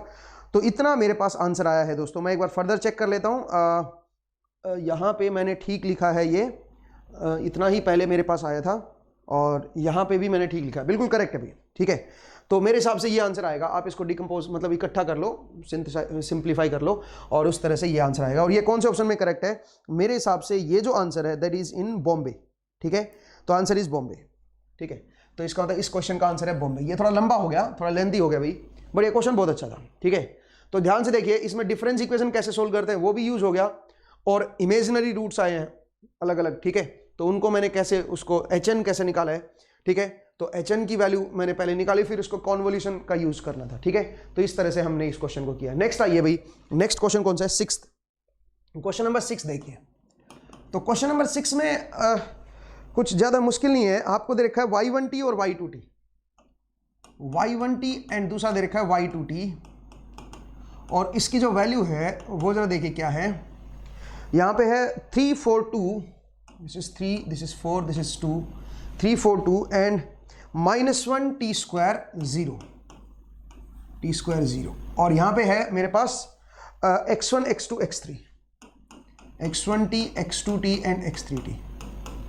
अब आपसे ये पूछा है कि ये सिस्टम कैसा है, तो जरा देखिए यहां से अगर मैं ओपन करके देखूंगा तो y1t जो बनेगा वो बनेगा 3x1t plus 4x2t plus 2x3t, और y2t जो आएगा output that will be equal to -x1t plus t square x2t plus, बस यही बनेगा, प्लस 0, ठीक है। तो अब सुनिए, क्या ये सिस्टम मेरा लीनियर है? लीनियर तो है, कैसे पता? बिकॉज इसमें कोई वॉयलेशन नहीं हो रहा, ठीक है, लीनियर तो है भाई। दूसरा क्या पूछा है, टाइम वेरिएंट है कि इनवेरिएंट है, तो टाइम वेरिएंट हो गया क्योंकि कोएफिशिएंट यहाँ पे ये हो गया टी स्क्वायर, तो लीनियर एंड टाइम वेरिएंट ये आएगा भाई। तो कौन सा ऑप्शन करेक्ट है, linear and time variant, answer is Bombay, ठीक है। तो क्वेश्चन नंबर 6 का जो आंसर आएगा that is Bombay, question number 6 का आंसर बॉम्बे। अभी नेक्स्ट आइए क्वेश्चन नंबर 7, जरा देखिए क्वेश्चन 7 क्या कह रहा है, सुनिए। क्वेश्चन 7 में अगेन एक आपको ऐसा ही क्वेश्चन दे रखा है, हाँ, लेकिन क्वेश्चन 7 अच्छा क्वेश्चन है, जरा ध्यान से देखिए। आपको एक सिस्टम दे रखा है कुछ इस तरह का, ये बेसिकली स्विच को ऑन ऑफ कर रहा है और कुछ नहीं है, ठीक है। तो जरा देखिएगा, यहां पे मैंने कोई इनपुट किया है, देयर इज 80, यहां पे इनपुट जो हुआ है वो है 80, और आउटपुट जो है y t that is 80 into p t, 80 into p t, और पी टी की वैल्यू आपको दे रखी है। पी टी जो है वो कुछ इस तरह का दे रखा है, इस तरह का दे रखा है, मतलब ये स्विचिंग इंस्टेंट को बता रहा है। यहां पे ऑन है स्विच, यहां पे ऑफ है, बस ये दिखा रखा है, मतलब ये सैंपल ले रहा है और कुछ नहीं है। ठीक है, ऐसे कुछ सैंपल्स ले रहे हैं पीछे से आगे तक। ठीक है, अब ये क्या कर रहा है, the system is linear, time invariant, causal and stable, कुछ इस तरह की बात कर रहा है ये। तो सबसे पहले देखिए, मुझे एक बात है, क्या ये सिस्टम लीनियर है? लीनियर तो है, बिकॉज आपको कोई वॉयलेशन नहीं है। जो इनपुट है वो 80 है, आउटपुट है वो वाई टी है। 80 और वाई टी में यहां पे जो प्रोडक्ट है वो 80 या वाई टी का फंक्शन नहीं है। ठीक है, ये तो ऑन ऑफ हो रहा है बस, और कुछ नहीं हो रहा। तो इसका अंदर अगर आप इसको डबल करोगे तो आउटपुट भी डबल हो जाएगी, और कुछ नहीं। ठीक है ना, तो इसका अंदर सिस्टम मेरा लीनियर है। लीनियर तो है भाई, ये करेक्ट है, सिस्टम इज लीनियर। दूसरा ये कह रहा है टाइम वेरिएंट है कि इनवेरिएंट है? Time variant. क्यों भाई टाइम वेरिएंट? बिकॉज आप सोचिए, मान लीजिए मैंने पहले इनपुट कुछ इस तरह की सोचिए 0 1 2 इस तरह की इनपुट की, तो जो मेरे पास आउटपुट आएगी, जरा देखिए क्या आएगी, वो इसको इसके साथ मल्टीप्लाई कर दो, तो 0 से 1 तक तो 0 रहेगा, क्योंकि ये 0 है और ये 1 है, या 2 मान लो इसको। तो 0 से लेके 1 तक बताओ, 0 से 1 तक ये 0 है, ये 2 है, तो प्रोडक्ट जो है वो 0 आएगा। और 1 से लेके 2 तक ये 2 है, ये 1 है। ठीक है, तो इसका मतलब 1 से लेके 2 तक आउटपुट जो आएगी वो 2 आ जाएगी। ठीक है भाई, ये कब था बताओ? ये तब था जब मैंने ये इनपुट डाली। अब सोचिए, अगर मैं इस इनपुट को डिले कर दूं, कितना डिले कर दूं? सोचिए, इस इनपुट को अगर मैं डिले कर रहा हूं 2 लेंथ, या मे बी हाफ लेंथ इसको डिले कर रहा हूं, जरा सोचिए, अगर मैं हाफ डिले कर रहा हूं तो इसका मतलब ये 2 आ जाएगा, ये आ जाएगा हाफ, ये आ जाएगा 2.5। ठीक है ना, ये आ जाएगा।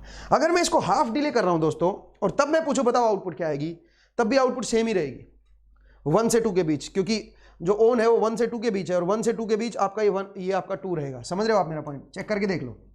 इसका मतलब इनपुट को अगर मैं डिले कर रहा हूं, आउटपुट डिले नहीं हो रहा है। इसका मतलब कैसा है, ये टाइम वेरिएंट, या फिर दूसरे सेंस में ये भी बोल सकते हो टाइम डिपेंडेंट फंक्शन है।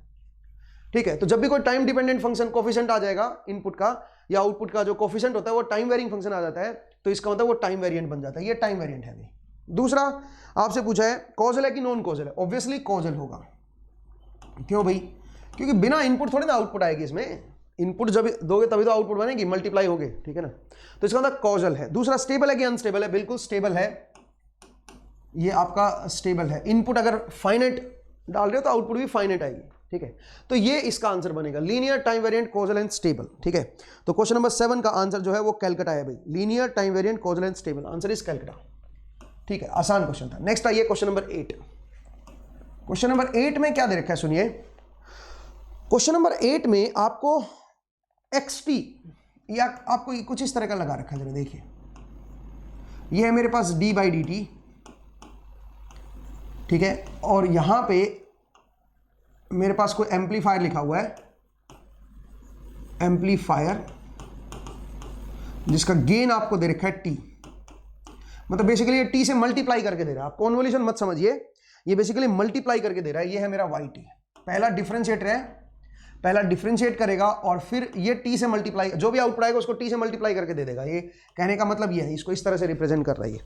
System 1 and system 2 are linear, दोनों लीनियर हैं। ठीक है, if the system 1 and system 2 are interchanged, अगर मैं इनको इंटरचेंज कर दूं, then the output in general the same. क्या आउटपुट सेम रहेगी? Answer is no, answer same नहीं रहेगी। क्यों? क्योंकि सिस्टम लीनियर जरूर है बट टाइम इनवेरिएंट नहीं है। टाइम इनवेरिएंट नहीं है, क्योंकि ये देखो टाइम वेरिएंट आ गया ना, ये आउटपुट को T से मल्टीप्लाई करके देगा। जो भी यहां पे इनपुट आएगी XT या X1T आप बोल दो, तो आउटपुट जो YT आएगी that will be equal to TX1T। TX1T, T1 नहीं है, TX1T आएगा यहां पे। ठीक है, तो आउटपुट जो आएगी वो आएगी TXT। इसका मतलब सिस्टम कैसा हो गया? लीनियर जरूर है, दोनों लीनियर है।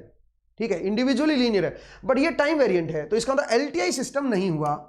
और अगर LTI सिस्टम नहीं हुआ तो आप ये कह सकते हो इंटरचेंज करोगे तो आउटपुट सेम नहीं रहेगी, बिकॉज ये कॉन्वोल्यूशन वाला केस नहीं बनेगा। इसमें कॉन्वोल्यूशन वैलिड ही नहीं है, पॉइंट को समझिए। ठीक है, तो इसका जो आंसर आएगा दैट विल बी नो, ऐसा नहीं होगा, इंटरचेंज करोगे तो बात बनेगी नहीं दोस्तों, ठीक है। चलिए भाई अगला क्वेश्चन देखिए, क्वेश्चन नंबर 9। जरा देखिए क्वेश्चन 9 क्या कह रहा है। क्वेश्चन 9 में आपको क्या दिया हुआ है सुनिए।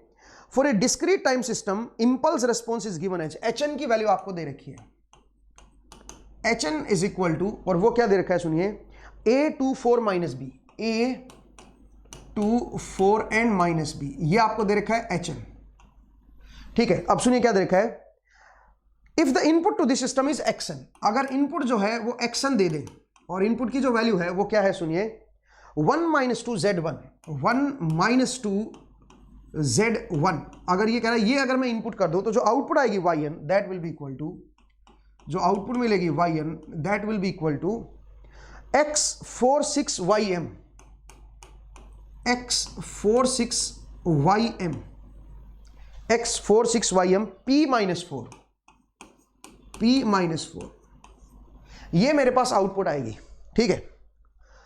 अब ये कह रहा है find x plus y plus m minus p, अपने को बता रहा है x plus y plus m minus p, इसकी वैल्यू क्या होगी, ठीक है। तो सुनिए भाई, मैं जरा इसका कॉन्वोल्यूशन ले लेता हूं, और एच एन और एक्सन दे रखा है तो इसको मैं वो बना लेता हूं, इसका टेबल बना लेता हूं। देखिए this is a, this is 2, this is 4 and minus b, और यहां पे क्या ले लेता हूं 1 माइनस 2 Z1, और एरो जो है वो कहीं पे दिखा नहीं रखा है, तो इसका तो शुरुआत में ही हम एन की वैल्यू, तो जरा देखिए ये बनेगा a, ये बनेगा 2, ये बनेगा 4, ये बनेगा माइनस b, ये बनेगा minus 2a, this is minus 4, minus 8, this is 2b। Next बोलिए, दिस इज az, ये बनेगा 2z, 4z, ये बनेगा माइनस bz, लास्ट वाला आ जाएगा a 2 4 एंड माइनस बी। अब घर बना दो, ये पहला घर, ये दूसरा घर, ये आपका तीसरा घर, ये फोर्थ, ये फिफ्थ, ये सिक्स्थ, और शुरुआत में ही 0 आ जाएगी। तो आप बोलिए yn जो बनेगा that will be a, comma दूसरा बनेगा 2 माइनस 2a, कोमा दूसरा बनेगा az, तीसरा आएगा az। नेक्स्ट बताइए फोर्थ क्या आएगा, a minus b plus 2z, a minus b plus 2z, a minus b plus 2z minus 8। Next बताइए ये क्या बनेगा, 2b plus 4z plus 2, 2b plus 4z plus 2, ठीक है। नेक्स्ट बताइए ये बनेगा 4 माइनस bz, 4 माइनस bz, और लास्ट वाला माइनस b। ये वैल्यू आएंगी दोस्तों। अब कंपेयर कर देते हैं, सबसे पहला ये कंपेयर करते हैं दूसरा एलिमेंट के साथ। तो दूसरा एलिमेंट जो है वो 4 है, इसका मतलब 2 माइनस 2a इक्वल टू 4, तो यहां से जो a की वैल्यू आएगी दैट विल बी, a की वैल्यू जो आएगी दैट विल बी 1, a आपका जो है वो 1 बन जाएगा, ठीक है भाई। नहीं भाई -1 आएगा, a इज -1, एक बार चेक कर लो, ठीक है। a की वैल्यू जो आएगी वो -1 आएगी, एक बार चेक कर लीजिए भाई। तो मेरे पास जो a है वो -1 है, बिल्कुल सही है। अब आइए az इज 6, तो az की वैल्यू है वो है 6, और a की वैल्यू -1 है, तो z की वैल्यू आ जाएगी -6, बहुत बढ़िया। नेक्स्ट आइए b की वैल्यू -b यहाँ पे, -4 यहाँ पे, तो b इक्वल टू क्या बन गया, 4 आ गया। तो a पता चल गया, z पता चल गया, b पता चल गया, लेकिन अपने को क्या चाहिए, अपने को तो x चाहिए, तो x की वैल्यू तो a के बराबर है, तो इसका मतलब x इक्वल टू -1, x आ गया मेरे पास, ठीक है। अच्छा और क्या चाहिए, y चाहिए, y कहां पे है, y कौन सा है, 1 2 3 4, 1 2 3 4, ये है मेरा y। तो इसकी वैल्यू कैसे निकालेंगे, y इज इक्वल टू, बोलिए क्या बनेगा, a minus b, a is -1, b is 4, तो -4 लिख दो, प्लस 2 z इज -6 -8। तो y की जो वैल्यू आएगी दैट विल बी, जो मेरे पास y की वैल्यू आई है मैं आपको बता देता हूं, y जो मैंने निकाला है दैट इज -25, चेक कर लो, -5 -17, तो -25 इज करेक्ट। y की वैल्यू आ गई है, तो x की वैल्यू आ गई, y की वैल्यू आ गई। m बताइए, m क्या है, 1 2 3 4 5, 1 2 3 4 5, m की वैल्यू ये है, तो m must be equal to क्या होना चाहिए बताओ जरा, 2b, और b की वैल्यू कितनी है, b is 4, 2b plus 4z is -6 plus 2, तो बताइए m की वैल्यू क्या बन जाएगी, 8 -24 + 2, तो ये 10 बन गया। 10 - 24 इज -14। तो बी की जो एम की जो वैल्यू है दैट इज -14 इज करेक्ट। अब आइए पी। अब पी क्या है जरा देखो, पी कौन सा नंबर है, लास्ट से एक पहले ना, ये वाला 4 - bz। तो p = 4 - bz। b की वैल्यू कितनी है 4 और z की वैल्यू है -6, तो ये बन जाएगा 28। एक बार देख लीजिए भाई, p की वैल्यू जो आई है वो मेरे पास आई है 28। बहुत बढ़िया भी। तो इसका मतलब मेरे पास x आ गया, y आ गया। x की वैल्यू तो यहीं से पता चल गई, x आ गया, y आ गया, y की वैल्यू ये रही, m आ गया और p आ गया। अब इसकी वैल्यू आप बता सकते हो, मुझे लगता है इनकी वैल्यू पुट कर दो तो इसकी जो वैल्यू आएगी मेरे पास जो आंसर है दैट इज -68। ये आंसर आएगा भैया, एक बार चेक कर लेना, ठीक है। ये था क्वेश्चन नंबर 9, आसान क्वेश्चन था। नेक्स्ट आइए क्वेश्चन नंबर 10। क्वेश्चन 10 क्या कह रहा है सुनिए, which of the following statement is true. कौन सी स्टेटमेंट ट्रू है। सर स्टेटमेंट 1 देखिए, सुनिए क्या कह रहा है, if the system are cascaded and if one of them is unstable then the overall system may be stable. This statement is correct because ऐसा हो सकता है कि सिस्टम क्या हो, अनस्टेबल हो और उनको अगर मैं कास्केड करूं तो स्टेबल हो जाए। कैसे, सोचिए अगर पोल जीरो कैंसिलेशन हो जाए, जिस पोल की वजह से वो अनस्टेबल बन रहे थे वही पोल दूसरे सिस्टम में जीरोज हो वैसा ही, तो कट जाएंगे, ठीक है। और ऐसे पोल कट जाएंगे जिनकी वजह से वो अनस्टेबल बन रहा था, तो उससे क्या बन जाएगा, सिस्टम आपका ओवरऑल स्टेबल हो सकता है। तो ये करेक्ट है भाई, if two systems are cascaded and if one of them is unstable then the overall system may be stable. This is correct. Statement 2, inverse of an unstable system does not exist. Inverse जो है ये unstable system का exist नहीं करता है। Inverse का मतलब ही किसके लिए होता है, स्टेबल सिस्टम के लिए। ये मैं आपको पहले भी बताया हूं, सिस्टम स्टेबल होगा तभी आप उसका इनवर्स बना सकते हो। एक मिनट रुकिए भाई, inverse system of N unstable system does not, नहीं भाई, अनस्टेबल सिस्टम का भी इनवर्स हो सकता है। जैसे देखिए, सोचिए इंटीग्रेटर है, इंटीग्रेटर एक अनस्टेबल सिस्टम है, क्योंकि इंटीग्रेट करोगे तो बढ़ती चली जाएगी वैल्यू, फाइनाइट इनपुट के लिए भी उसका इनवर्स डिफरेंशिएटर होता तो है, ठीक है। तो इसका मतलब आप जो ये बोल रहे हो ये स्टेटमेंट जो है ये ठीक नहीं है। तो अनस्टेबल सिस्टम का भी इनवर्स सिस्टम होता है। तो स्टेटमेंट 1 जो है वो करेक्ट है, इसका मतलब आंसर इज आगरा, ठीक है। तो 10th का जो आंसर आएगा देयर इज ए, ठीक है। ध्यान से सुनिए, मान लीजिए मेरे पास कोई इंटीग्रेटर है जो इंटीग्रेट कर रहा है इनपुट को, ठीक है। ये एक आपका अनस्टेबल सिस्टम है, क्योंकि जब आप फाइनाइट यूटी डालोगे तो आरटी बनेगा। अगर आपने इनपुट मान लीजिए यूटी डाली, ये इनपुट डाली, तो आउटपुट जो है वो आपकी आरटी आएगी, वो इस तरह की बढ़ती चली जाएगी। इसका मतलब बाउंडेड इनपुट के लिए अनबाउंडेड आउटपुट आ जाएगी। तो अनस्टेबल सिस्टम है, बट इसका इनवर्स एग्जिस्ट करेगा, डिफरेंशिएटर।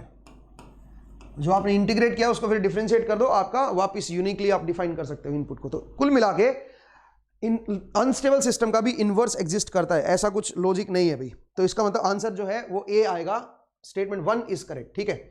नेक्स्ट आइए क्वेश्चन नंबर 11। तो जरा देखिए क्वेश्चन 11 जरा मैं सोल्व करता हूं, तो मैं इसको, हाँ जी, नेक्स्ट क्वेश्चन नंबर 11 देखिए भाई। क्वेश्चन नंबर 11 में आपको क्या बोला है सुनिए, क्वेश्चन नंबर 11 में ये कह रहा है x n is equal to cos of π/8n and hn equal to 1/2 की पावर n ul, 1/2 की पावर n ul। ये दे रखा आपको hn, ठीक है। अब सुनिए क्या बोल रहा है, पीरियड ऑफ yn का पीरियड बताना है, yn का पीरियड आपको कैलकुलेट करना है। तो क्या होगा, तो कॉन्वोल्यूशन करना है, ठीक है। बताइए, ये बनेगा 1/2 की पावर टाउ इंटू, यहां पे क्या बन जाएगा 1/2 इंटू ई की power j π/8 n minus tau plus e की power minus j π/8 n minus tau, ठीक है भाई। ये आ जाएगा दोस्तों, और टाउ फ्रॉम 0 टू इन्फिनिटी। अब आप बोलोगे सर 0 से क्यों, क्योंकि यहाँ पे यू टाउ आएगा ना इसके साथ, तो यू टाउ तो 0 से स्टार्ट होता ना, ठीक है। अब आप बताइए, इसको अगर आप सोल्व करोगे तो जो n वाली टर्म है वो तो बाहर ले लो, तो ये बन जाएगा 1/2 तो पहले बाहर आ गया, और ई की पावर j π/8 n ये मेरे पास बाहर आ गया। अंदर जरा देखिए क्या है, समेसन में एक है 1/2 की पावर टाउ इंटू ई की पावर माइनस j π/8 टाउ। एक तो ये टर्म है टाउ फ्रॉम 0 टू इन्फिनिटी, और एक टर्म क्या है बताओ जरा, टाउ फ्रॉम 0 टू इन्फिनिटी, ये बनेगा 1/2 की पावर टाउ इंटू यहां पे क्या बन जाएगा ई की पावर j π/8 टाउ। अब ये बनेगा भाई, अब ध्यान से देखिएगा, यहां पे जो समेशन है जीपी आएगा, ये कांस्टेंट नंबर बनेगा, ये भी एक कांस्टेंट या कॉम्प्लेक्स नंबर आएगा, जो भी है बट एक नंबर आएगा, एन का फंक्शन नहीं आएगा। एन का फंक्शन तो ये है सिर्फ। तो आप बताइए इसकी वजह से पीरियोडिक बनेगा ये तो एक कांस्टेंट है, ये एक सम कांस्टेंट सी लिख लो इसको। तो c/2 e की पावर j π/8n। तो इसका जो पीरियड निकालोगे that will be equal to 16। इसका जो पीरियड आएगा वो आपका 16 आएगा दोस्तों। तो इसका मतलब periodic with period 16। Answer is, बताइए जो क्वेश्चन नंबर 11 है उसका आंसर आपके पास आएगा बॉम्बे। ठीक है भाई, तो आसान क्वेश्चन था ये। उम्मीद है आप सब लोगों को समझ आया भी। और ये जो डीपीपी थी ये बहुत बढ़िया थी, इसमें काफ़ी क्वेश्चंस बहुत अच्छे थे भी। उम्मीद करता हूँ आपको ये सारे समझ आए क्वेश्चंस। तो अगर आपको इससे कुछ क्लियर हुआ हो, इस डीपीपी से कुछ कंसेप्ट क्लियर हुए हो, कुछ एक आधा क्वेश्चन बढ़िया लगा हो, आप लाइक जरूर कर दें इस वीडियो को, बेल आइकन प्रेस कर दीजिएगा, इससे आपको नोटिफिकेशन मिलते रहेंगे जब भी कोई नया वीडियो आएगा। चैनल को सब्सक्राइब कर दीजिएगा भाई, ये भी बहुत जरूरी है बिकॉज, और अपने दोस्तों को भी शेयर कीजिए। ठीक है, तो ये जरूरी है भाई। दूसरा, ये हमारा मोबाइल ऐप का QR कोड है, इसको स्कैन कर लीजिए और हमारी मोबाइल ऐप इंस्टॉल कर लीजिएगा, या फिर CES लर्निंग सर्च कीजिए। CES लर्निंग आप गूगल प्ले स्टोर से सर्च कर सकते हो, वहां से भी इंस्टॉल कर सकते हो मोबाइल ऐप। ये हमारी वेबसाइट का एड्रेस लिंक है cesedu.co.in। यहाँ पे आप कोर्सेज की जानकारी ले सकते हो, कोर्सेज को परचेज भी कर सकते हो। ये हमारे नंबर है 7508211721 9988167932। दोनों व्हाट्सएप नंबर है, आप अपनी क्वेरी व्हाट्सएप पे छोड़ सकते हो, कॉल भी कर सकते हो दोस्तों। तो आज का जो एपिसोड है उसमें इतना ही। नेक्स्ट एपिसोड में फिर से आपसे मुलाकात होगी। अपना ख्याल रखिए, पढ़ते रहिए, मुस्कुराते रहिए, घर पे रहिए, सेफ रहिए। आज के लिए इतना ही दोस्तों, नेक्स्ट टाइम मिलते हैं। Thank you, take care.